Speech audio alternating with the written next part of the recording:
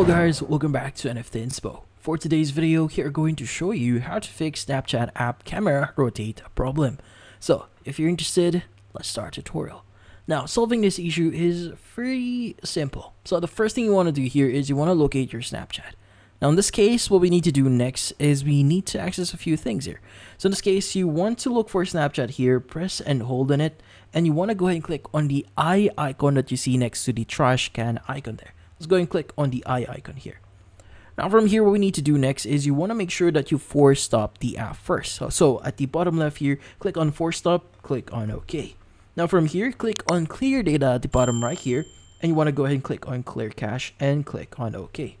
Now once you've done that, what we need to do is we need to go to app permissions here, and you want to go ahead and locate the camera permission.